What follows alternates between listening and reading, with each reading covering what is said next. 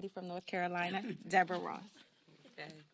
Thank you, Chantel. I'm Congresswoman Deborah Ross from the 2nd Congressional District in North Carolina, the proud daughter of 2 parents in their 80s who are doing well now, but boy, my heart goes out to people who are providing that caregiving to their parents.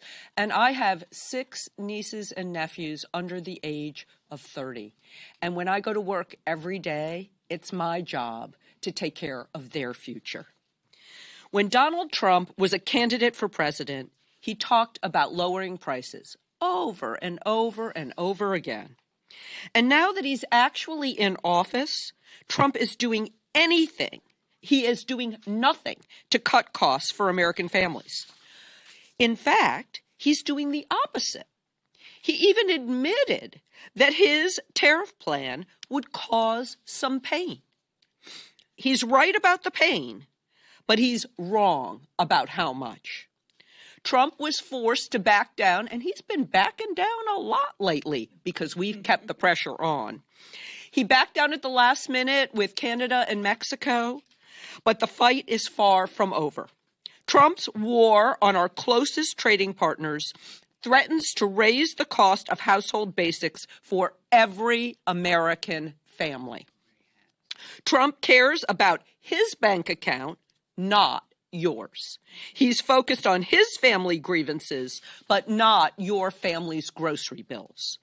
The Trump administration could ensure that every child in this country has a healthy lunch and a positive learning environment.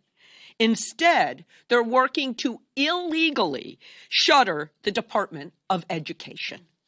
They could expand access to health insurance. Instead, Trump and his buddies in Congress are trying to cut funding for Medicaid and the Children's Health Insurance Program, threatening life-saving care for millions of children and families. They could make supporting and protecting vulnerable women a priority. But instead, they tried to freeze funding for women's shelters and survivors of abuse in my home state of North Carolina. In short, they've done almost nothing to promote the security and well-being of American women and families, while initiating power grabs to make things more difficult for all of our working people. But I didn't come here just to talk about Donald Trump and Elon Musk. I'm here because Democrats, and particularly the Democratic Women's Caucus, are fighting for the economy and fighting for one that works for women and families. We're fighting to protect Medicaid so that every woman and child has quality health insurance and seniors can have nursing home care.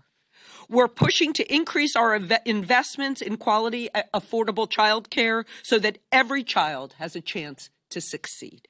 We're working hard for policies that will ensure that women earn a fair wage, workers have access to paid family leave, and that parents can afford child care.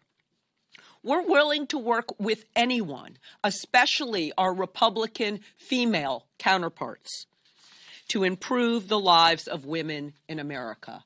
But that is not what this administration has done in its first 2 weeks.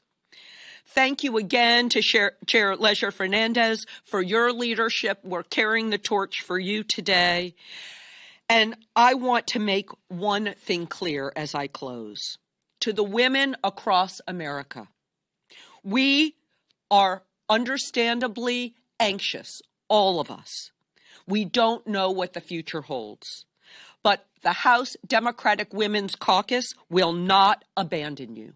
We will fight for you, we will listen to you, we will tell your stories, and we will not be silent when the president and his rich friends move to take our country backward.